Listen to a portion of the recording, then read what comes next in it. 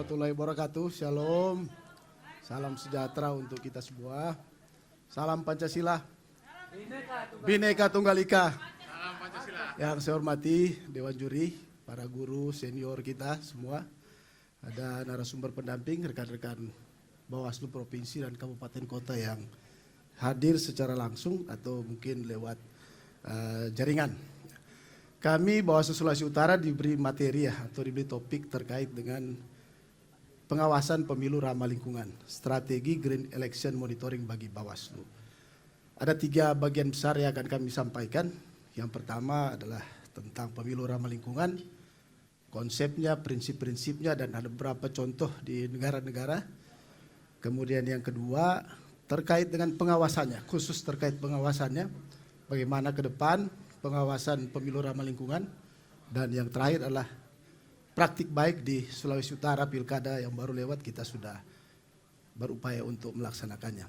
Teman-teman yang ingin mendownload materi silakan bisa mengakses materi yang kita sampaikan. Ini adalah materi yang terakhir di hari ini, di sesi Medan ini yang terakhir, tapi mudah-mudahan tetap menarik. Ini materi yang mungkin dianggap tidak penting, tapi sangat penting ya Mbak ya.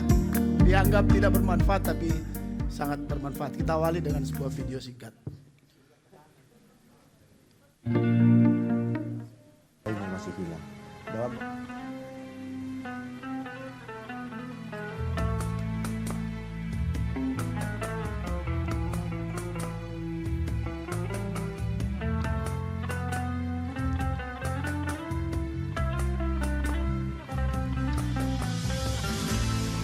bencana dari negeri air mata, ratusan ribu jiwa pergi mendahului kita. Bara luka kobarkan cita rasa bersama, bara luka jadikan satu pelita. Saudaraku yang pergi tak hanya tinggalkan nama, saudaraku yang pergi meninggalkan berjuta makna. Saudaraku yang pergi membangunkan seisi dunia agar mengerti dalamnya makna hidup yang ada. Tunjukkan bahwa kita semua bersaudara. Luka mereka, luka kita semua. Tunjukkan oleh kita derita yang ada, derita kita jua. Saudaraku yang pergi tinggalkan tugas untuk kita. Genangan air mata jadikan lautan permata. Besarnya bencana lebih besarlah hikmahnya. Wujudkan oleh kita agar yang pergi tersenyum di surga. Saudaraku yang pergi tak hanya tinggalkan nama, saudaraku yang pergi meninggalkan berjuta makna. Saudaraku yang pergi membangunkan seisi dunia agar mengerti dalamnya makna hidup yang ada. Oh yeah. Tunjukkan bahwa kita semua bersaudara. Luka mereka, luka kita semua. Tunjukkan bahwa kita semua bersaudara. Luka mereka. Bapak Ibu sekalian, saudara semua, tentu kita berbelasungkawa, bersedih karena kejadian yang ditampilkan di video tadi tidak jauh dari tempat di mana kita beracara. Di Pulau Sumatera, di Medan, di Sumatera Utara, Sumatera Barat, di Aceh. Kita melihat bagaimana bencana melanda orang-orang. Ya. Tentu kita tidak menginginkan bersama bencana ini terjadi, dan tentu ini menjadi hal yang tidak bisa dihindari oleh siapa saja. Tetapi sebenarnya bisa kita cegah, bisa kita mitigasi, dan bisa kita upayakan tindakan-tindakan yang sederhana untuk bagaimana supaya bencana ini tidak terjadi.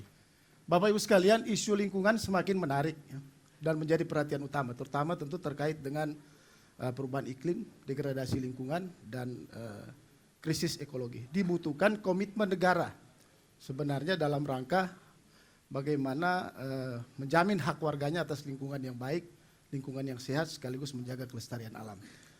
Di Indonesia sebenarnya, di Undang-Undang Dasar, di konstitusi kita, pasal 28H ayat 1, sudah menjamin bahwa setiap orang berhak hidup sejahtera lahir dan batin, bertempat tinggal, mendapatkan lingkungan hidup yang baik dan sehat, serta berakhlak, serta berhak memperoleh pelayanan kesehatan. Namun demikian, memang di Indonesia, Bapak Ibu sekalian, kita melihat sebuah peta performa atau kinerja lingkungan yang diterbitkan oleh Columbia University. Itu Indonesia memang masih berada di peringkat yang sangat rendah, di peringkat 164 dunia. Di Asia Tenggara masih di peringkat yang ke-6 di antara negara-negara Asia Tenggara. Jadi ini kondisi yang saya kira kita semua perlu melakukan upaya-upaya. Upaya-upaya dalam rangka apa? Untuk mendorong supaya lingkungan kita lebih baik ke depan. Nah, kenapa ini berbicara atau terkait dengan pemilu? Saya mengutip tadi Ibu Ida sampaikan bahwa secara teknis, secara kelembagaan, tata kelola kita sudah semakin baik sebenarnya. Pemilu kita dari waktu ke waktu. Mari kita coba lihat dari sisi yang berbeda. Walaupun sebenarnya isu ini sudah dikutip, sudah sedikit dipraktekkan. Tapi mungkin karena insight-nya belum terlalu tajam ya. Maka kita coba dalam paparan, dan Bawaslu RI coba mengangkat tema ini. Saya kira terima kasih, kita juga boleh mengambil bagian di dalamnya. Tentang bagaimana gagasan Green Election. Green Election ini adalah sebuah inisiatif sebenarnya. Bagaimana kita implementasikan praktik pemilu yang minim dampak negatif terhadap lingkungan dalam seluruh tahapan. Bukan hanya terhadap tahapan tertentu, tapi terhadap seluruh tahapan ya, pemilu yang berjalan. Jadi pemilu tidak hanya sekedar bagaimana memilih pemimpin atau sekedar bagaimana berkampanye, pemungutan perhitungan suara, tetapi juga bagaimana berfungsi atau sebagai alat untuk mendorong kebijakan yang berkelanjutan. Prinsip-prinsipnya antara lain tadi, komitmen untuk mengurangi jejak karbon, transparansi dalam praktik lingkungan. Ini prinsip-prinsip utamanya. Kenapa ini penting? Karena pertama, dampak perubahan lingkungan ini pasti akan berpengaruh terhadap pemilu. Cuaca yang baik, cuaca yang tidak baik, yang ekstrim itu bisa menghambat tahapan pemilu. Saya kira kita punya banyak pengalaman terkait dengan cuaca yang mengganggu pemilu kan. Kemudian berikutnya, kita harus akui bahwa sekarang ini sebenarnya pemilih dalam pemilu itu sudah lebih menginginkan, lebih tertarik tentang bagaimana kebijakan-kebijakan pemilu yang pro terhadap lingkungan. Dan yang terakhir tentu untuk jangka panjang. Ya. Nah Bapak Ibu sekalian, kita punya contoh-contoh sebenarnya untuk kita bisa tiru dan kita coba modifikasi di Indonesia di beberapa negara. Misalnya di Swedia menata tempat pemungutan suara yang hemat energi. Ya. Pilihan transportasi yang ramah lingkungan. Kemudian di Jerman peraturan yang ketat terhadap materi kampanye untuk mengurangi kerusakan lingkungan. Baru ada juga di Amerika Serikat ya, terkait dengan inisiatif surat suara yang dicetak di kertas daur ulang. Dan kemudian ada juga di India ya, ada mempertimbangkan bagaimana keterlibatan masyarakat untuk menjaga kebersihan selama pemilu. Jadi sudah ada praktik-praktik baik yang saya kira tadi bisa kita jadikan pembelajaran untuk bagaimana dipraktekkan di Indonesia. Ada juga buku policy brief yang diterbitkan oleh UNDP baru tahun 2025, bagaimana dalam buku ini semuanya menjelaskan bahwa sejak awal tahapan pemilu, mulai dari penyusunan kerangka hukumnya, perencanaannya, pelatihannya, kemudian pemutakhiran datanya atau kandidasinya, pendaftaran calon, ini sebenarnya ada. Misalnya di planning and implementation ini bagaimana malah diusulkan ada bagian khusus atau bidang khusus di penyelenggara pemilu yang bertanggung jawab terkait dengan pemilu ramah lingkungan ini.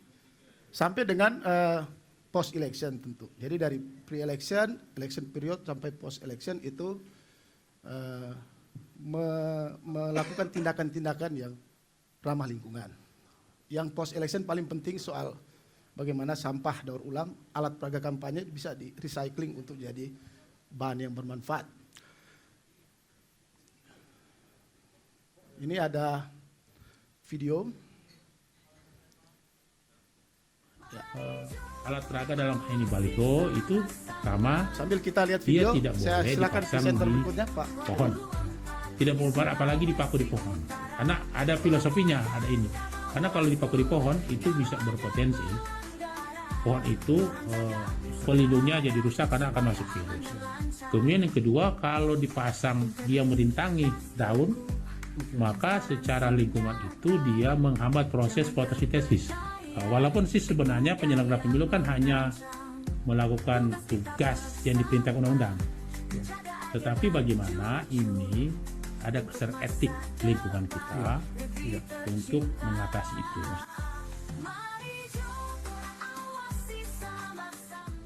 Baik, saya langsung saja tadi. Kenapa ada podcast dari Bawaslu Provinsi Sulawesi Utara mengundang Pak Kordi, Pak Dr. Herwin Malonda? Karena memang pada disertasi yang sudah dibuat jadi buku di tahun 2020 tentang Green Constitution Masa Depan Pemilu Indonesia, mengangkat kasus yang ada di Manado. Kita nanti akan melihat sebentar. Dalam tiap tahapan ada potensi ternyata yang akan merusak lingkungan. Misalnya dalam tahapan kampanye, di tahapan kampanye ini pemasangan alat peraga kampanye yang bahannya adalah PVC, polyvinyl propylene itu adalah merupakan bahan yang susah terurai.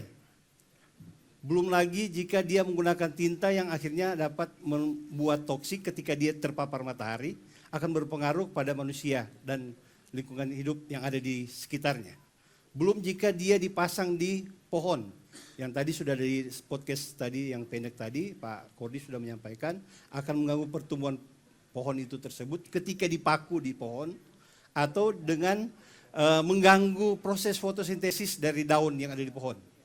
Belum lagi jika bingkai itu menggunakan kayu, berapa ribu kubik, jutaan kubik yang digunakan untuk menggunakan bingkai sebagai alat peraga kampanye. APK juga dipasang pada lingkungan yang akhirnya merusak ekosistem tersebut. Ekosistem lingkungan ini ada di, belum ketika ada kampanye umum, itu berapa kendaraan yang akhirnya merusak cuaca iklim karena ada karbon terbakar. Selanjutnya terkait dengan pembuatan logistik, surat suara dalam pemenuhan logistik ini, surat suara, kotak suara, yang memang sesuai dengan ketentuan KPU itu adalah merupakan surat suara yang terbaik. Kalau kita melihat setiap ketika pengadaan surat suara itu, berapa jumlah pohon yang harus digunakan ketika membuat poll paper itu. Kalau kasus Manado, untuk kasus Manado yang kurang lebih ada 6.000 pohon yang usianya 3 tahun, tingginya 13 meter, pohon pinus, yang perlu dibuat untuk menjadi surat suara. Ini kasus Manado aja, belum secara keseluruhan Indonesia. Untuk surat suara saja, belum logistik yang lain. Selanjutnya tentang pemungutan dan perhitungan suara. Tadi sudah ada terkait dengan logistiknya, berarti ini terkait dengan residunya. Sampahnya tadi sudah disampaikan oleh Pak Ketua, Pak Ardiles, terkait dengan ketika ada pemungutan suara pasti ada residu atau ada sisa sampahnya. Pasca pemilu memang ada surat edaran dari Kementerian Lingkungan Hidup terkait dengan sampah pemilu. Tapi memang apakah ini sudah berdampak bagi kita penyelenggara, stakeholder, peserta, ataupun masyarakat? Selanjutnya yang dapat kita tawarkan sebagai pengawas pemilu, dalam hal ini kita Bawaslu, maka ini mungkin yang kita bisa tawarkan strategi-strategi apa? Karena Bawaslu punya strategi pengawasan, pencegahan, pengawasan partisipatif, dan penegakan regulasi terkait aspek lingkungan. Penyusunan dan penegakan regulasi. Kita ini masih ada kontradiktif. Undang-Undang 23 tahun 2009 tentang PPLH itu, pengelolaan lingkungan hidup, pasal 66 menyampaikan bahwa jika ada manusia, ada orang ataupun LSM ataupun kelompok yang menyelamatkan lingkungan tidak dapat dipidana atau diproses administrasi. Tapi di Undang-Undang Pemilu ada pelanggaran administrasi jika kita merusak alat peraga kampanye. Nah, ini kan kontradiktif. Maka perlu ada goodwill dari pemerintah yang sebagai pembentuk undang-undang dan kita pelaksananya, kita mendorong untuk jangan ada pertentangan antara Undang-Undang Pemilu dan Undang-Undang Lingkungan Hidup. Pengawasan tahapan logistik tadi saya sudah sampaikan, kita mungkin bisa menyampaikan ke KPU menggunakan kertas daur ulang. Karena kalau kita lihat itu kualitas dari surat suara itu nomor 1. Tadi kasus Manado kurang lebih 6.000 pohon pinus kalau kita konversi yang diperlukan. Bagaimana kalau kita menggunakan kertas suara daur ulang, tadi sudah ada contoh yang di Amerika menggunakan kertas daur ulang yang bisa, dan bisa juga jangan hanya sekali pakai. Misalnya dalam kotak suara, bilik suara itu jangan sekali pakai, bisa digunakan pada pemilu berikutnya. Kalau kita kan ini kotak suaranya yang ketika ada retensi dari KPU, retensi arsip, ada satu waktu kita pasti akan membawa ke tempat sampah. Itu akhirnya peningkatan selalu penerapan pemilu ramah lingkungan dalam peraturan teknis kita, dalam yang kita dapat itu perencanaan dan pengadaan logistik tadi yang sudah kita bisa rekomendasikan ke KPU terkait dengan pengadaan logistiknya. Kampanye ini yang kita bisa sampaikan ke dalam regulasinya. Misalnya kampanye umum itu dekat stasiun misalnya. Sehingga orang atau massa yang hadir jangan menggunakan kendaraan masing-masing. Menggunakan moda transportasi umum. Sehingga kita mengurangi reduksi dari asap dari kendaraan itu tersebut. Selain APK yang harus ramah lingkungan dan alat-alat penunjang kampanye yang lainnya yang sangat ramah terkait dengan lingkungan. Pemungutan dan penghitungan suara, tadi saya sampaikan ada sampahnya di situ. Akhirnya kan harus bawa ke TPA. Tapi kan kita bisa menyampaikan dengan lewat regulasi yang ada, sehingga ketika selesai adanya pemungutan suara, maka kita akan mengatur terkait dengan sampah-sampah ini akan dikemanakan. Apakah ada pemilahan yang bisa di-reduce, recycle kembali, atau ada sampah yang bisa kita buat jadi pupuk misalnya. Kalau dalam karena kan biasa dalam selesai pemungutan suara itu banyak sisa makanan. Misalnya di TPS-TPS. Pasca pemilu ya itu tadi sudah disampaikan oleh Pak Ketua. Jadi ini mungkin yang nanti akan dilanjutkan secara praktiknya oleh presenter berikutnya. Terima kasih.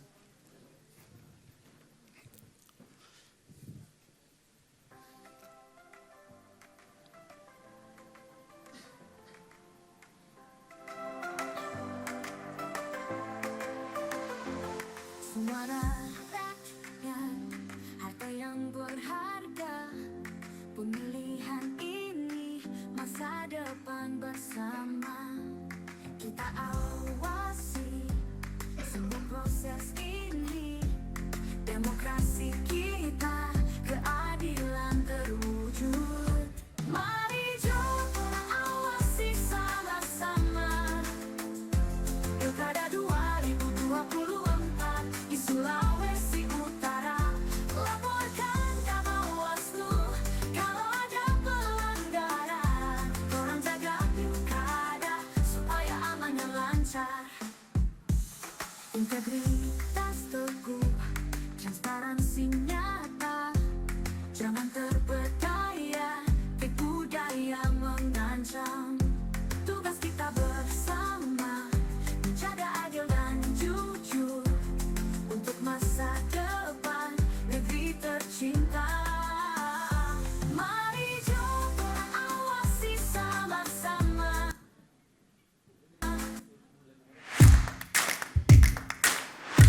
Baik, terima kasih. Saya lanjutkan kembali terkait dengan studi kasus atau best practice Sulawesi Utara terkait dengan tindak lanjut dari yang sudah disampaikan. Pasca pelaksanaan pemilu atau pemilihan tentu banyak ekses kemudian yang ditimbulkan kalau kita titik beratkan pada dampak lingkungan ya. Nah di dalam kesempatan ini kami mencoba menyampaikan kepada Bapak Ibu sekalian terkait dengan apa saja yang sudah dilakukan oleh Bawaslu Sulawesi Utara dan juga jajaran kita, serta kolaborasi yang kita lakukan dengan teman-teman KPU Provinsi Sulawesi Utara dan jajaran. Yang pertama terkait dengan yang disampaikan Pak Ketua tadi, dimulai dari diri kita sendiri. Di kantor Bawaslu Sulawesi Utara, kami mencoba mendesain bagaimana kantor kami itu bisa sejuk, seluruh jajaran bisa kerja dengan nyaman. Bahkan untuk di kantor kami di bagian tengah, itu kami desain itu ada ruangan khusus yang terbuka bagi yang akan merokok. Yang disitunya juga kami tanami pohon dan kami tempatkan bunga-bunga. Nah di kantor kami mencoba sehingga penggunaan AC dan lain sebagainya bisa diminimalisir. Bahkan ada di jam-jam tertentu kami batasi penggunaan AC. Misalnya kalau dia sudah memasuki sore hari atau masih pagi, begitu. Kita sudah membuat beberapa kebijakan internal yang berlaku bagi kantor kita. Selanjutnya ini tampilan kantor kami dan ada beberapa program juga yang kami lakukan. Sebagai tampilan di muka, pada saat Bawaslu mengadakan kegiatan, tentu selalu dikonversi dengan bagaimana kita menyediakan pohon yang masih kecil untuk kemudian nantinya ditanam di kantor-kantor di jajaran kami di kabupaten kota. Dan terkait dengan praksis pada pelaksanaan pengawasan, walaupun untuk pemasangan, misalnya pemasangan APK di pohon itu pelanggarannya itu masih kategori administrasi ya, kemudian tidak ada sanksi ya, sanksi terhadap pelaku yang kemudian melakukan pemasangan. Tapi setidaknya Bawaslu Sulawesi Utara lewat penggunaan aplikasi ataupun teknologi informasi, kita mencoba untuk selalu memberikan kepada masyarakat hal-hal yang sifatnya informatif, khususnya terkait dengan apa yang harus dilakukan. Sebagai contoh, pengawasan pemilihan ramah lingkungan. Di regulasi juga sudah diatur, tapi tidak mengikat kepada peserta pemilu. Gitu. Ini yang kemudian seperti yang disampaikan Pak Ketua tadi dan Pak Erwin, bahwa perlu ada niat yang lebih kuat dari pemerintah maupun regulator untuk ada penekanan. Dan selanjutnya ini yang kami lakukan, kalau di Bawaslu itu pasti akan ditemukan atau didapatkan APK-APK yang kemudian nantinya tidak bisa terpakai lagi. Kejadiannya pada saat kalau kita pasca melakukan penertiban APK, pasti APK-APK tersebut akan ditampung di kantor Bawaslu. Dan biasanya sudah tidak diambil lagi oleh para peserta. Nah ini menjadi problem. Tetapi nanti kami coba uraikan di selanjutnya bahwa ada kemudian langkah yang ditempuh oleh Bawaslu. Selanjutnya ini juga aksi yang dilakukan oleh teman-teman KPU di Provinsi Sulawesi Utara. Mereka kemudian membuat gerakan Jaga Bumi yang sebenarnya ini bagian-bagian dari kolaborasi kita di Sulawesi Utara sesama penyelenggara. Artinya ada komunikasi yang intens, karena kalau di KPU juga ada kan APK yang diproduksi oleh KPU itu sendiri, yang kemudian nantinya ketika dibersihkan akan menumpuk di kantor mereka. Tapi ada hal yang kemudian kita lakukan. Sebelum lanjut juga, sebagai informasi bahwa pada pilkada lalu di 171 kecamatan sudah dilakukan penanaman di lingkungan kecamatan yang dilaksanakan oleh jajaran di tingkat kecamatan maupun di tingkat kelurahan desa terkait dengan yang penerapan implementasi Green Election. Selanjutnya ini yang kemudian bisa kami tampilkan APK-APK yang sudah dihasilkan pasca pelaksanaan pemilihan. Gitu. Pada saat proses pun ketika ada pelanggaran itu yang kemudian akan muncul residu-residu berupa APK. Nah, implementasi tadi sebagai contoh yang ada di beberapa negara yang diurutkan di awal itu sudah dilakukan, misalnya kolaborasi kami juga memberikan saran. Sebagai contoh, yang kacamata ini adalah hasil dari pengolahan APK, gitu. Kerjasama dengan ada beberapa kelompok masyarakat yang kemudian hasilnya itu langsung dijual. Ini bisa dipesan yang kacamata ini, dan ini kacamata ini sangat sekarang ini lagi booming, lagi tren, apalagi kalau misalnya ketemu dengan pelari-pelari culture. Nah, ini pasti kacamata ini yang menjadi bagian dari implementasi. Kemudian terkait dengan implementasi di TPS. Di TPS itu ada yang kemudian TPS ramah lingkungan. Ini sudah ada implementasinya, sudah dilaksanakan begitu. Dan kita selalu sharing knowledge dengan teman-teman KPU. Bahkan untuk ke depan kita mencoba komunikasikan, kalau yang kemarin di KPU itu ada penggunaan aplikasi yang kemudian APK-nya itu ketika didapatkan itu didata. Dan juga pohon-pohon yang ditanam oleh KPPS dan kita itu oleh PKD itu kemudian didata. Begitu untuk keberlanjutan. Nah, ini sebagai contoh ya yang sudah dilaksanakan implementasinya di pelaksanaan. Terkait dengan tren masa depan dalam pemilu berkelanjutan, kemudian ada beberapa hal yang sebenarnya kami mencoba berdasarkan apa yang kami inginkan. Terkait dengan persentase kenapa kita coba untuk memberikan angka ya. Terkait dengan pemilih yang lebih memilih pilihan pemilu yang ramah lingkungan, kita mencoba memproyeksikan angka di 80%, 85%, kemudian kampanye beralih ke platform digital untuk mengurangi pemborosan. Kami kenapa memakai angka-angka seperti ini? Ini sebenarnya angka-angka yang dari kami sendiri untuk proyeksi ke depan sebagai alat ukur nantinya. Nantinya ketika kita mengukur apakah pelaksanaannya sudah bisa terukur ya, begitu. Kemudian peningkatan inisiatif hijau yang dipimpin masyarakat dalam pemilu 50%, dan kita sudah mulai sebenarnya yang ditampilkan di video di awal, ada penanaman mangrove ya, di hutan mangrove itu di daerah Minahasa Utara. Kemudian kolaborasi juga beberapa waktu lalu ada Bawaslu Kabupaten Kota ketika Hari Adiaksa di Kabupaten Minahasa Utara, mereka melakukan penanaman. Artinya inisiatif yang dilakukan itu tanpa adanya harus dipaksa, tapi kesadaran pribadi. Karena kita juga memandang kalau lokal Sulawesi Utara, kita kan terdiri dari pulau-pulau yang hanya kecil sebenarnya. Dan potensi untuk kerusakan lingkungan itu sangat besar kalau misalnya kita tidak melakukan inisiasi yang secara maksimal. Selanjutnya terkait dengan peningkatan penggunaan bahan-bahan yang dapat terurai secara hayati untuk materi kampanye. Kami proyeksikan di angka 40%. Dan selanjutnya terkait dengan tantangan dan solusi, ini sebagaimana yang disampaikan di awal bahwa ada tantangan sebenarnya.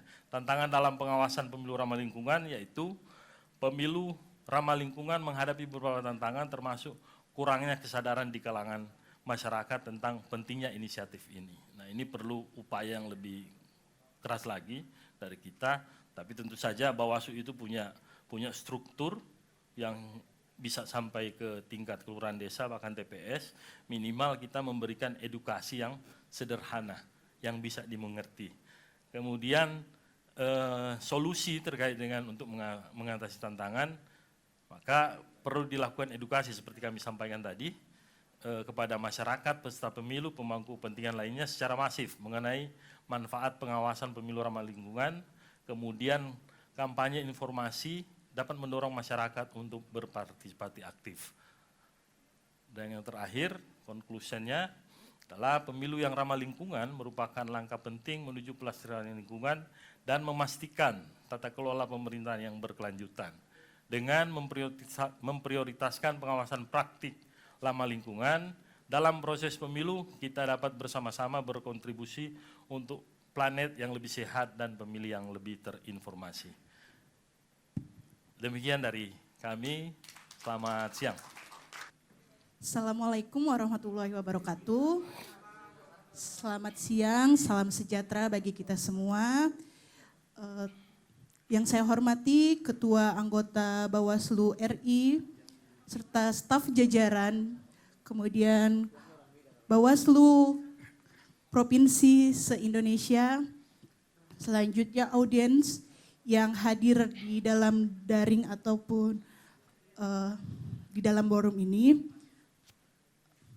Tema yang saya angkat dan diamanatkan untuk saya yaitu pengawasan pemilu yang ramah lingkungan, strategi green election monitoring bagi Bawaslu. Izin kalau boleh bercerita, Bapak Ibu senior-senior saya mungkin di sini. Jadi hari Kamis saya jam 11 dihubungi oleh pihak Bawaslu bahwa saya diamanatkan untuk menjadi narasumber. Dan qadarullah hari itu juga kebetulan saya berdomisili di Medan dan saya menjadi salah satu korban dampak dari banjir.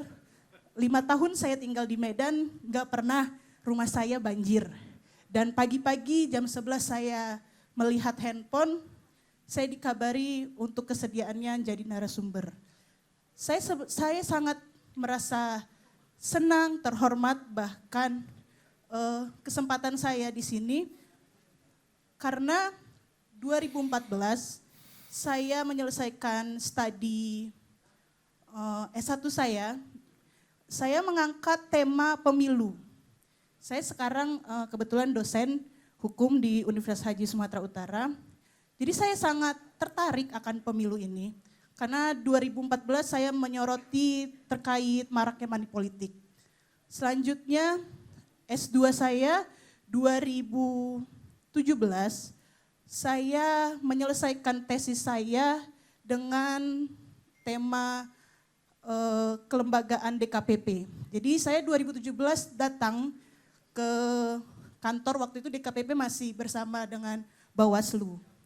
Nah saat ini saya sedang studi S3 dan saya pindah untuk meriset tentang lingkungan. Jadi saya sangat apresiasi dan senang khususnya dapat tema ini gitu. Sebelumnya saya juga bangga kepada senior-senior saya dari Sulawesi Utara telah mengangkat dan mempresentasikan ini. Nah sebelum saya menyoroti dari landasan yuridis, sosiologis, dan filosofis, saya mengutip Prof. Jim Lee berbicara dan di dalam bukunya Green Constitution, beliau membilang penyelenggara negara harus tunduk pada prinsip etika lingkungan dan pembangunan berkelanjutan karena kebijakan politik tidak boleh merusak daya dukung ekosistem. Selanjutnya, demokrasi modern tidak cukup hanya menekankan keterwakilan dan partisipasi, tetapi harus menjamin keberlanjutan pembangunan agar generasi mendatang tidak menanggung kerusakan ekologis.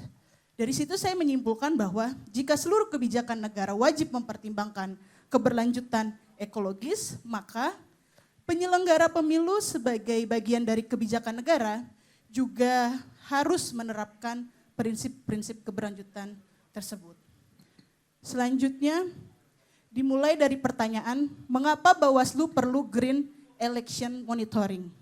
Ada 4 yang saya kaji. Yang pertama terkait dengan pengawasan berbasis resiko ekologis, di mana pemilu modern menimbulkan ecological burden berupa limbah APK, peningkatan konsumsi energi, dan pencemaran visual.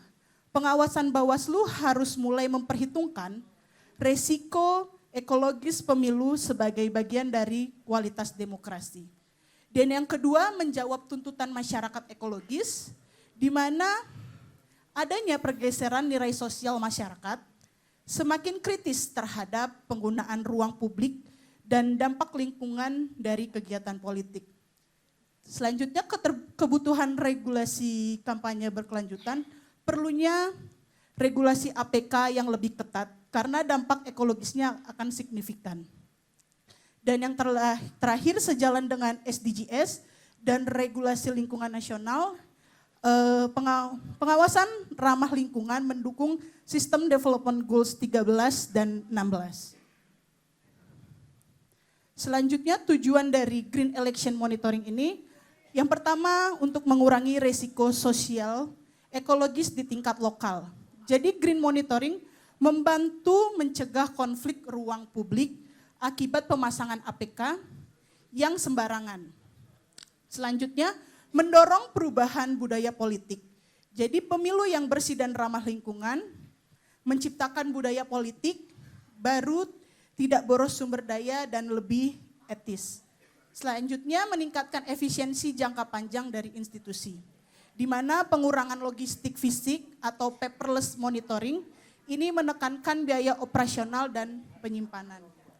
Selanjutnya, prinsip dasar Green Election Monitoring yang tadi juga sudah disinggung oleh teman-teman dari Sulawesi Utara, ada reduce mengurangi, reuse menggunakan kembali, recycle daur ulang, dan replace untuk mengganti. Berangkat dari situ, landasan filosofis saya menarik kesimpulan dari etika tanggung jawab, prinsip keberlanjutan, dan juga keadilan sosiologis. Di mana sebagaimana dikembangkan oleh Hans Jones yang menekankan bahwa tindakan politik harus mempertimbangkan akibat jangka panjang bagi kehidupan manusia dan lingkungan. Tindakan hari ini harus menjaga keberlangsungan generasi mendatang. Dan prinsip keberlanjutan yang mengharuskan semua kegiatan publik termasuk pemilu, di mana menggunakan sumber daya alam secara hemat, menghindari kerusakan dan memastikan keseimbangan ekologis. Dan yang terakhir dari sisi filosofis ada keadilan ekologis, yang dimana menegaskan bahwa akses terhadap lingkungan hidup yang sehat adalah hak moral semua warga negara. Jadi dari landasan filosofis ini, Green Election Monitoring bukan sekedar inovasi teknis, tetapi wujud etika publik yang mengutamakan keberlanjutan, tanggung jawab antar generasi, dan hak ekologis masyarakat. Pemilu tidak boleh menciptakan lagi kerusakan yang melanggar hak publik. Selanjutnya dari landasan sosiologis. Jadi secara sosiologis, pemilu modern itu merupakan kegiatan sosial yang masif memproduksi sampah. Satu TPS saja bisa menghasilkan bekas-bekas APK berapa ribu ton mungkin kalau dikalkulasikan dari satu provinsi. Selanjutnya, landasan sosiologis di Indonesia, pergeseran kesadaran publik terhadap isu lingkungan yang menuntut lembaga negara, termasuk Bawaslu, untuk menyesuaikan praktiknya agar lebih berkelanjutan sebagai bagian dari tuntutan masyarakat ekologis. Dan demikian, landasan sosiologis menunjukkan bahwa pengawasan pemilu ramah lingkungan adalah respon terhadap perubahan nilai sosial, risiko ekologis modern, dan kebutuhan menjaga ruang hidup masyarakat dari dampak negatif kegiatan politik. Terakhir dari landasan yuridis, di mana landasan yuridis dari Green Election Monitoring dapat dibangun melalui kombinasi regulasi dan pemilu yang sudah berlaku di dalam Undang-Undang 1945, UU PPLH 32 2009, serta sampai ke Undang-Undang Pemilu 2017, Peraturan KPU, serta dari soft law, prinsip-prinsip hukum lingkungan internasional seperti sustainable development, dan prinsip kehati-hatian juga menegaskan kewajiban negara untuk memastikan seluruh aktivitas publik tidak menimbulkan kerusakan ekologis.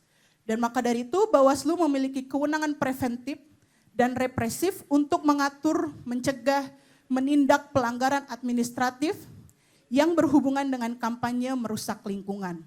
Sehingga implementasi pengawasan pemilu ramah lingkungan sepenuhnya berada dalam batas legal formal di dalam Undang-Undang 7 2017, Perbawaslu 28 2018 di pasal 4 dan Perbawaslu 5 2022 di pasal 2. Dengan kerangka ini pengawasan pemilu berbasis lingkungan memiliki landasan yuridis yang sah. Selanjutnya, dampak-dampak sosial terkait pengawasan pemilu ramah lingkungan. Yaitu yang pertama pastinya mengurangi sampah pemilu, menjaga keindahan kota, karena APK-APK yang baleho seperti stiker-stiker dari calon-calon legislatif pasti sangat mengotori, pasti banyak yang di dalam tiang-tiang listrik dipasang-pasang itu juga secara visual sepertinya kurang indah untuk dipandang. Dan memberikan pengawas, memberikan edukasi publik serta meningkatkan kesadaran lingkungan. Beberapa dampak sosial dan berita dan laporan tentang dampak sosial lingkungan pemilu. Tahun 2024 detik.com membuat headline habis kampanye terbitlah ribuan ton sampah. Mongpei juga membuat headline sampah alat peraga kampanye pemilu bagaimana penanganannya. Serta akademisi dari Universitas Gadjah Mada juga jelang pemilu pakar UGM soroti sampah visual dan baliho kampanye. Berarti ini suatu yang harus kita tegakkan, kita jalankan bahwa dari rekan-rekan pengawas juga harus masif. Karena mungkin satu orang yang melakukan tapi dampaknya bagi ribuan orang gitu. Selanjutnya dampak APK dan masalah sosioekologis pemilu. Yang pertama, APK pasti menimbulkan limbah tidak terurai. Dan selanjutnya pencemaran visual tadi, kerusakan ruang publik, seperti tadi teman-teman dari senior-senior dari Bawaslu Sumut, Sulawesi Utara bilang pohon dipakein paku untuk menempel APK, itu kan merupakan kerusakan dari pohon itu sendiri yang sebenarnya harus kita jaga. Selanjutnya, tiada mekanisme pengelolaan sampai saat ini juga masih jadi pembelajaran besar bagi kita semua untuk bagaimana sampah-sampah ini kita kelola dengan baik. Dan selanjutnya konflik pemanfaatan ruang. Dan saya juga menyoroti beberapa jurnal-jurnal yang membahas tentang limbah APK dan jejak ekologi.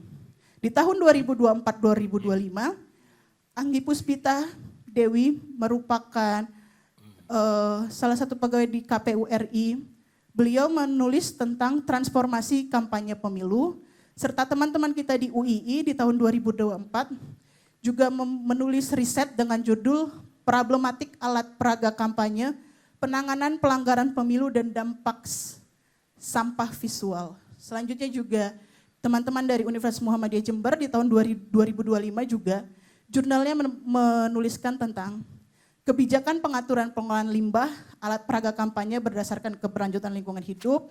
Dan yang terakhir saya berikan contoh dari tulisan Muhammad Al-Wafa.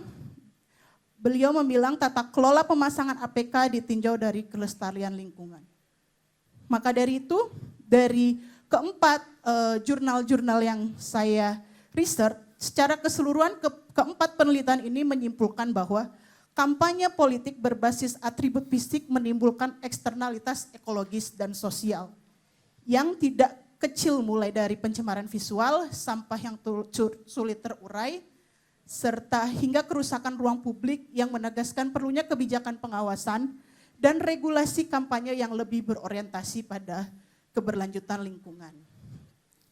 Dan terakhir, kesimpulan yang saya angkat dari dampak lingkungan terhadap Green Election Monitoring ini bukan sekedar tren, melainkan keharusan struktural dalam tata kelola pemilu modern.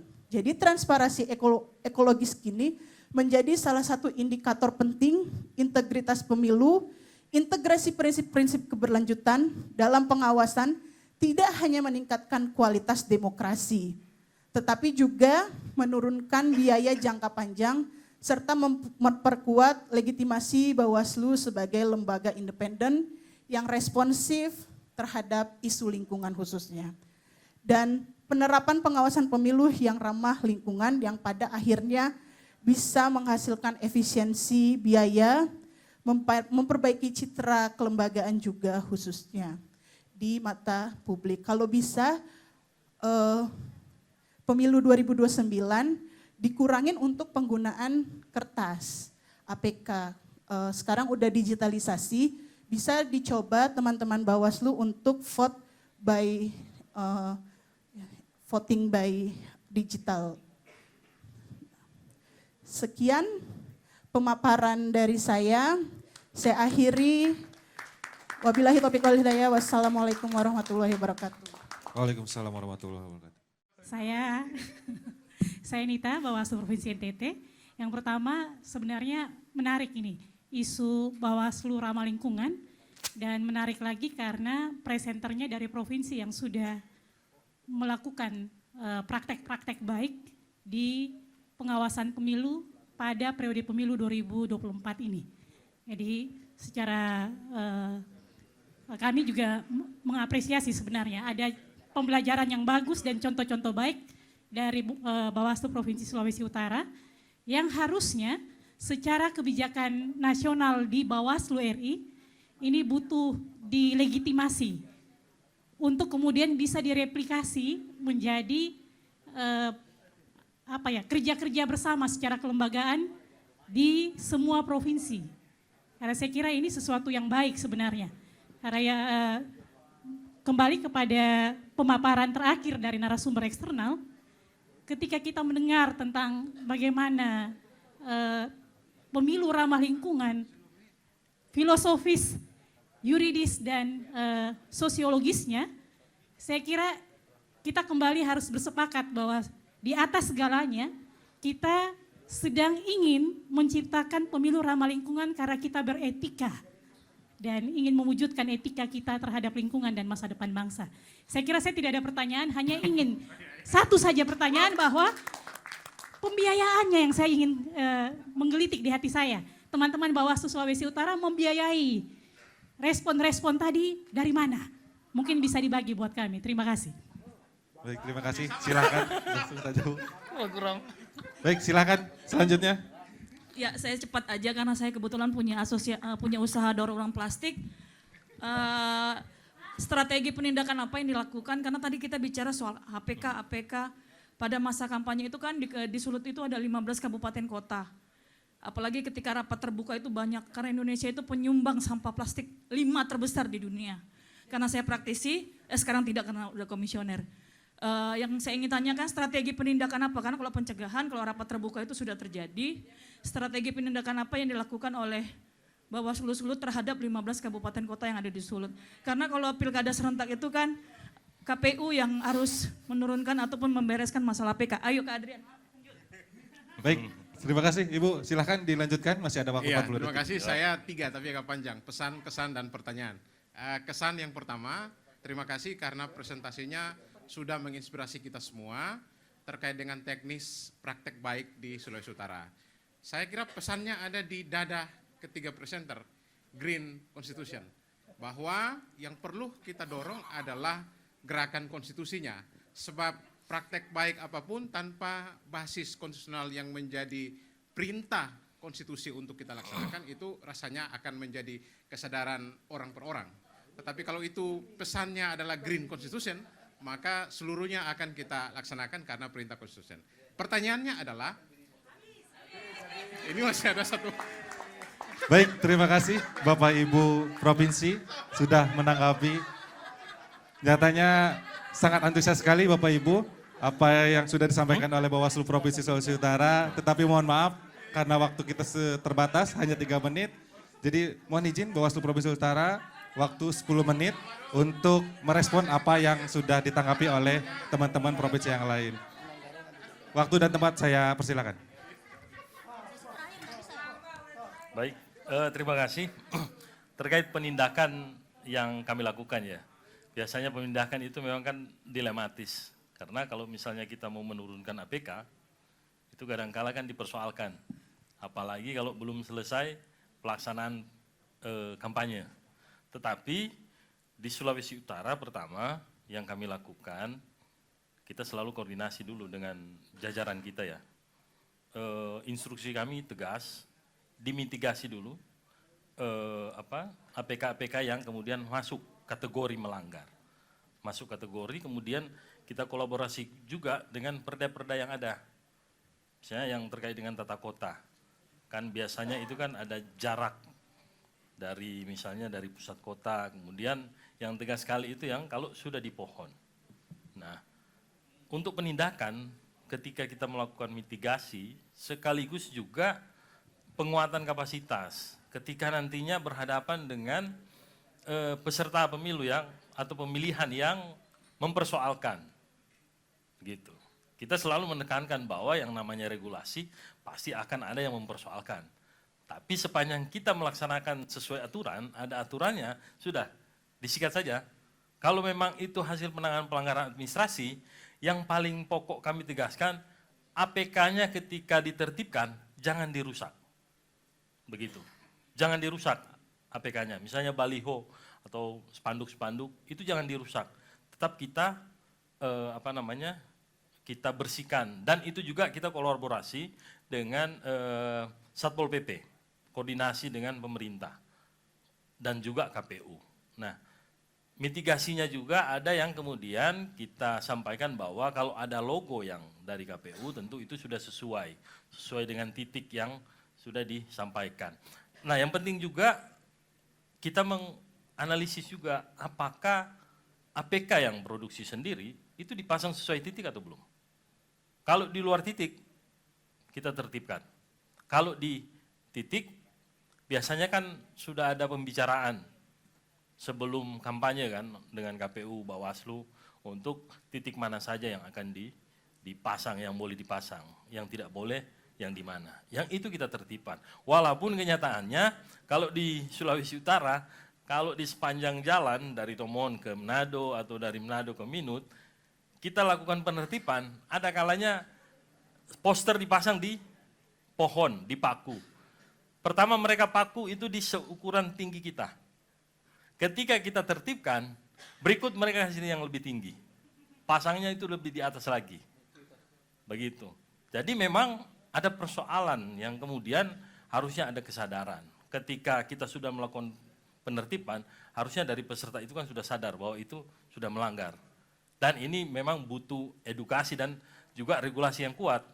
Kalau misalnya pelanggaran berulangnya seperti apa? Kalau dia pelanggaran administrasi yang berulang kan bisa didorong. Bisa saja kan sanksinya lebih berat lagi. Karena selama ini kan kita ada kendala regulasi. Contohnya yang saya sampaikan tadi, yang dipaku di pohon, di ukuran tingginya kita, ketika kita tertibkan, diganti yang lebih tinggi lagi. Bahkan gantian. Begitu. Nah ini kan ada kekosongan hukum yang kemudian, bukan kekosongan hukum ya, kalau misalnya kita juga perlu perangkat aturan yang lebih tegas untuk pelaksanaan. Tapi sepanjang yang kami berikan ke kabupaten kota bahwa laksanakan saja dulu tugas kita. Apapun ke depan yang terjadi itu urusan belakangan. Yang penting kita melaksanakan tugas yang sudah diperintah oleh undang-undang dan aturan. Kita laksanakan saja sambil kita tetap koordinasi. Dan untuk APK yang sudah ditertibkan itu kita lakukan penyimpanan di gudang masing-masing kantor. Begitu. Itu mungkin yang dapat saya sampaikan. Terima kasih. Baik, terima kasih. Masih ada waktu 40 detik. Mau dimaksimalkan Bapak? Silakan. Terkait anggaran, Bawaslu Provinsi Sulawesi Utara melakukan sifatnya koordinasi. Memang leading sektornya ada di KPU. Tapi kita bekerja sama dengan LSM, ada beberapa LSM, ada Lestari, ada beberapa LSM yang kita kolaboratif dengan mereka. Nah, kita hanya jadi narasumber di situ. Karena memang tidak ada anggaran di kita. Tapi kita berupaya untuk berkolaboratif dengan KPU. Memang leading sektornya anggarannya ada di KPU. Tapi kita mengundang teman-teman LSM untuk bersama-sama secara kolaboratif. Yang lebih pokok juga pemerintah. Terkait dengan konstitusi, memang kalau kita lihat Ekuador yang lebih... Baik, terima kasih Bapak. Mohon maaf, waktu sudah habis. Oke, terima kasih. Saya sangat senang sekali ketika ada elemen-elemen di negeri ini yang fokus kepada pelestarian lingkungan. Saya senang ketika dari Sulawesi Utara ini menyebut Dobson. Itu Andrew Dobson ya yang dimaksud ya, betul. Di mana menekankan bahwa secara garis besar bahwa pemilu ini perlu dijadikan sebagai instrumen untuk pelestarian lingkungan yang lebih luas. Dan beberapa waktu belakangan ini kebetulan saya juga mulai riset tentang lingkungan dan sudah terbit tahun ini dalam bentuk buku tentang ekomarhinisme, Bapak Ibu. Jadi menggali nilai-nilai yang diajarkan Pak Karno terkait pelestarian lingkungan. Tahun lalu diterbitkan di Australia dalam bentuk artikel, tahun ini dalam bentuk buku. Ya. Jadi sangat relevan dengan isu pelestarian lingkungan. Belilah Pak. Oke. Oke, terima kasih. Gini, saya pernah punya hasil survei Bapak, bahwa pemilih di Indonesia itu ketika saya tanyakan apa sih demokrasi, hal paling diinginkan dalam demokrasi. Hampir 0% Pak yang menginginkan pelestarian lingkungan, pemilih. Dan saya mengobservasi kandidat-kandidat yang berkampanye pun tidak ada yang menyinggung terkait pelestarian lingkungan. Hampir tidak ada. Kemudian saya coba cek ADART partai. Dari semua partai-partai besar yang saya lihat ADART-nya, hanya, ini tidak promosi ya, hanya PDIP yang secara lebih detail membahas tentang pelestarian lingkungan. Di ADART, PDIP kan? Oh PDIP, sorry. Hanya partai itu yang menarasikan pelestarian lingkungan secara lebih detail di dalam ADART-nya, di dalam konstitusinya.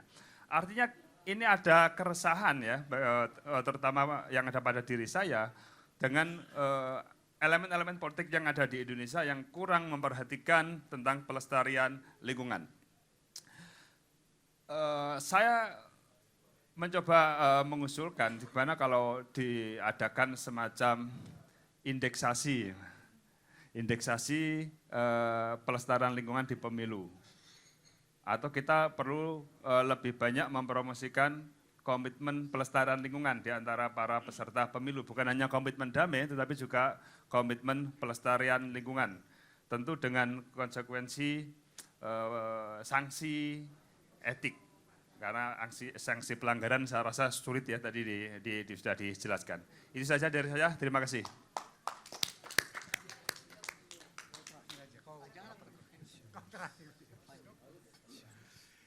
Ya, terima kasih. Kalau di dalam istilah teologinya ada status kompesionis yang dikenal orang-orang hukum conditio sine qua non. Jadi saya memang tidak berdaya, tidak mampu menolak daya hisap kalian. Termasuk Sarah ini. Jadi tapi dalam pengertian hukum, conditio sine qua non itu, ya sine, bacanya tulisnya pun sine, bacanya sine qua non. Nah, bagaimana supaya yang kalian presentasi juga daya dukung akademik si Sarah yang membuat saya menyesal lahir lebih dulu, gitu loh. Yang nggak mungkin lagi gitu loh. Menyesal lahir terlambat lebih dulu. Oh gitu loh.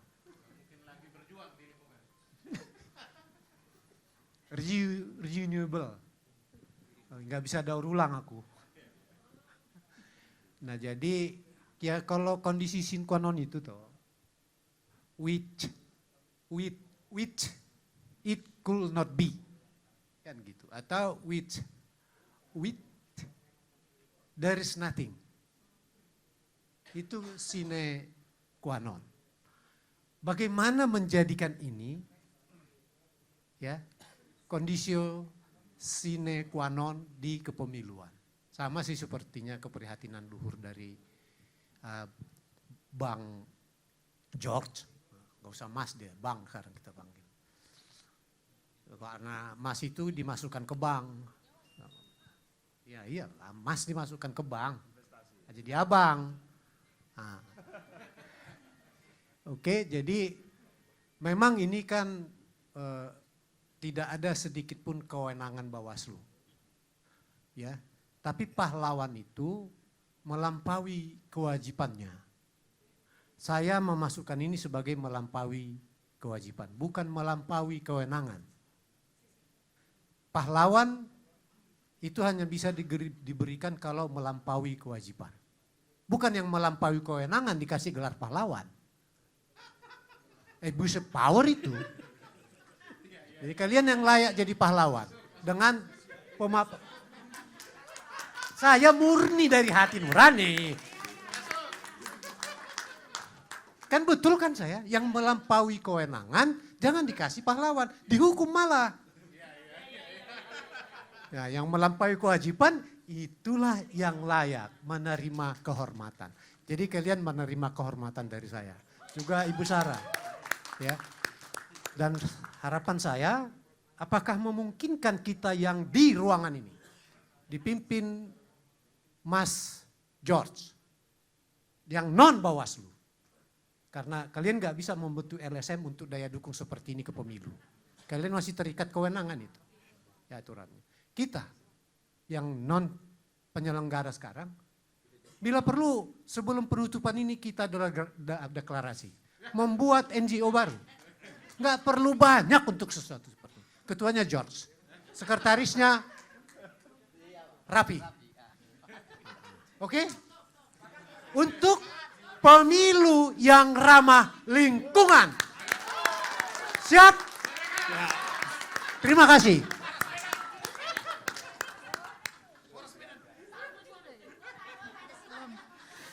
Aduh, mendadak NGO ya. Salam lestari. Lestari. Kebetulan saya adalah walhi kultural, saya dari Jawa Barat dan saya aktif di lingkungan ini dari zaman saya kuliah. Jadi ya saya konkret, kalau berbicara lingkungan saya konkret dan alhamdulillah saya apresiasi kepada Bawaslu RI yang menjadikan tema lingkungan menjadi tema yang spesifik dan ending closing di wilayah Medan. Utara dengan utara ya. Jadi ada istilah ya dalam walhi itu adalah pilah, pilih, dan pulih. Dipilah itu adalah bahwa terkait dengan sampah gitu kan. Ini juga harus betul-betul dipastikan ini kategorisasinya kayak gimana.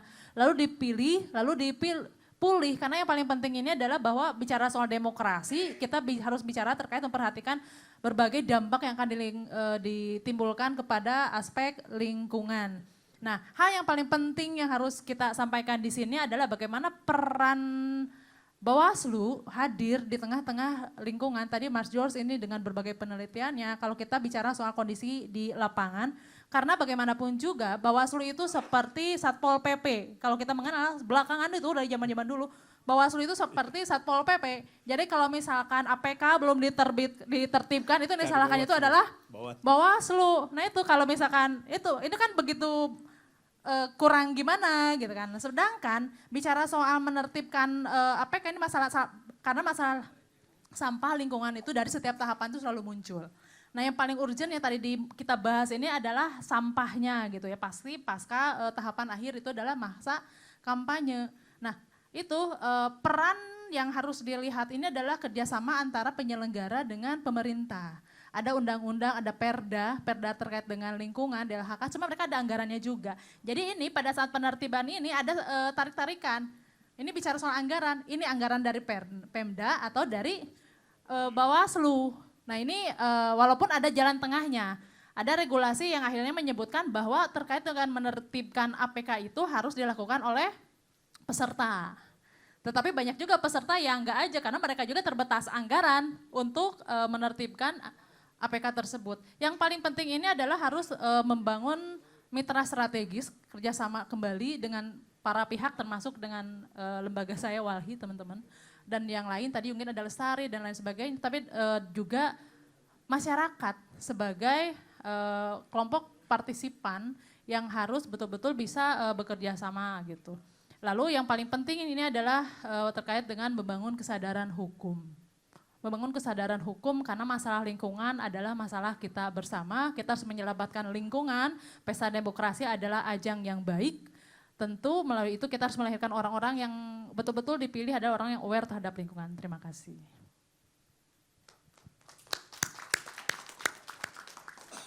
Ya, statement saya yang pertama adalah apresiasi kepada Bawaslu Provinsi Sulawesi Utara. Hari ini saya menyaksikan bahwa Bawaslu di Provinsi Sulawesi Utara tidak hanya sebagai praktisi, pelaksana undang-undang untuk melakukan fungsi pengawasan dan penindakan, tetapi saya menyaksikan bahwa Bawaslu Provinsi Sulawesi Utara itu juga para ilmuwan pemilu yang tadi mempresentasikan dengan baik gitu ya, bagaimana hasil risetnya melakukan studi perbandingan regulasi di beberapa negara, bagaimana negara-negara yang menyelenggarakan pemilu itu membuat regulasi yang mencerminkan green election. Nah kemudian yang berikutnya catatan saya adalah tadi ya soal bagaimana relevansi video dengan praktek baik gitu yang dilakukan oleh Bawaslu dalam fungsi pengawasan maupun penindakan. Nah saya kurang bisa menangkap tadi video tentang penurunan alat peraga gitu ya. Apakah itu memang di ujung kegiatan kampanye yang memang sudah menjadi kewajiban APK-nya itu diturunkan atau itu dalam fungsi penindakan. Nah kemudian juga ciri dari seorang ilmuwan itu ya, itu juga perlu dilengkapi dengan data kuantitatif menurut saya. Jadi misalnya bagaimana hukum itu ditegakkan oleh Badan Pengawas Pemilu. Ada regulasi yang melarang gitu ya untuk memasang APK itu di pohon. Nah itu sebetulnya di realitas sosialnya di Provinsi Sulawesi Utara itu seperti apa? Data yang dihimpun oleh Bawaslu Provinsi terkait dengan APK di kabupaten kotanya. Dan kemudian bagaimana tindak lanjutnya gitu ya kalau itu terjadi dan tingkat kepatuhannya misalnya. Nah ini yang belum tergambar dengan baik. Serta tadi ada video di TPS ada pemilahan sampah gitu ya. Nah itu sebetulnya idenya siapa? Apakah itu inisiasi dari KPU atau itu hasil rekomendasi dari Bawaslu gitu ya sebagai bagian dari mitigasi gitu ya untuk mewujudkan pemilu yang hijau. Jadi itu beberapa catatan sekali lagi saya apresiasi tadi ya soal inisiasi pasca electionnya bahwa ada pengelolaan sampah pemilu yang bisa menjadi tadi manfaat gitu ya, ada benefitnya apa tadi kacamata ya. Baik sekali lagi apresiasi dan selamat untuk Bawaslu Provinsi Sulawesi Utara.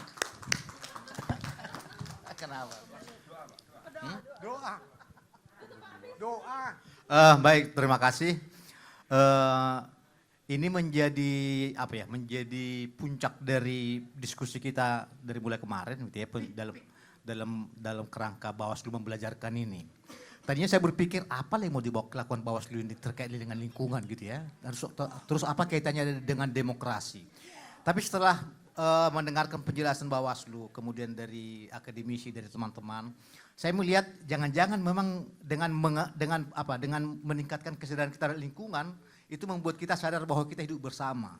Dengan kita kemudian hidup bersama, sadar kita hidup bersama, kita menjadi lebih demokratis dan akan berpemilu secara lebih demokratis. Karena dengan cara-cara yang lain, dengan pengawasan pemilu yang sudah jumpalitan tetap aja pemilu kita semakin tidak bagus juga. Wida sudah mengingatkan bahwa secara tata kelola kepemiluan kita semakin bagus. Tapi moral kepemiluan kita, moral politik semakin rusak. Jadi mudah-mudahan dari kepemiluan, dari kesadaran kita terhadap lingkungan ini bisa membuat kita lebih demokratis, bersikap demokrasi.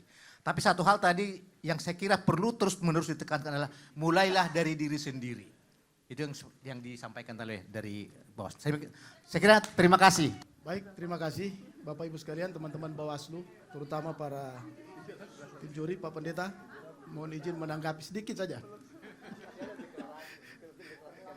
Kami sampaikan terima kasih atas responnya. Tentu ini menarik, memang kami menyusun materi sejak awal dan kami memaparkan dan punya respon yang baik dari audiens. Tadi dari para juri, Pak Syors, dalam surveinya memang hampir 0% ya Pak, pemilih yang sadar atau perhatian terhadap isu lingkungan. Ya, kira memang sangat jauh. Saya selama jadi penyelenggara pemilu dari KPU sampai hari ini tidak pernah diadukan ke DKPP, ada Pak Nelson, Pak Pendeta Saud, Ibu Ida, oleh karena hanya tidak memperhatikan lingkungan. Tidak ada yang gugat ke DKPP hanya karena persoalan kita menjalankan pemilu dan tidak memperhatikan aspek lingkungan, tidak ada. Dan mungkin di DKPP tidak pernah memeriksa itu, karena memang perhatian dari masyarakat soal isu ini sangat jauh, sangat jauh. Tapi ini adalah ikhtiar kita bersama, saya kira.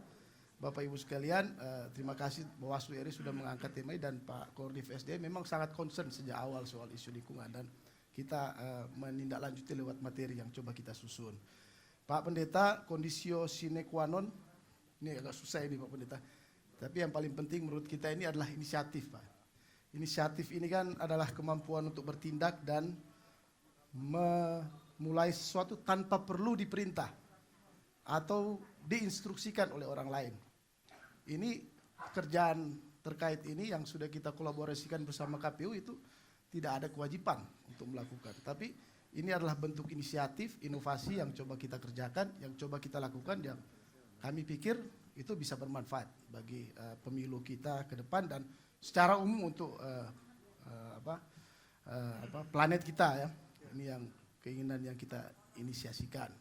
Kemudian Ibu Ida, memang materi kami belum begitu lengkap. Ini tentu saran yang kira ke depan kita akan lengkapi, ya, lebih komprehensif.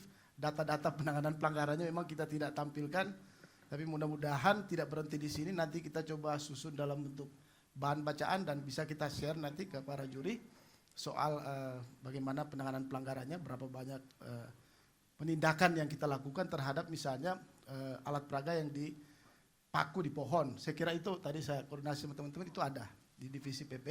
Kita coba collect dan kemudian kita share untuk jadi pengalaman bagi kita semua. Tadi sedikit soal relevansi video, Bu Ida, memang ini inisiatif KPU. Inisiatif KPU untuk, karena alat peraga kampanye itu ada yang diproduksi oleh KPU.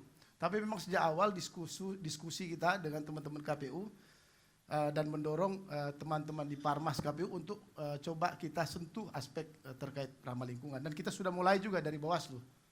Tetapi kemudian KPU lewat rapat-rapat koordinasi bersama dengan LSM, stakeholder, tadi Lestari dan lain sebagainya, kita gandeng ada LSM yang kemudian itu sampah-sampah APK ini dikumpulkan.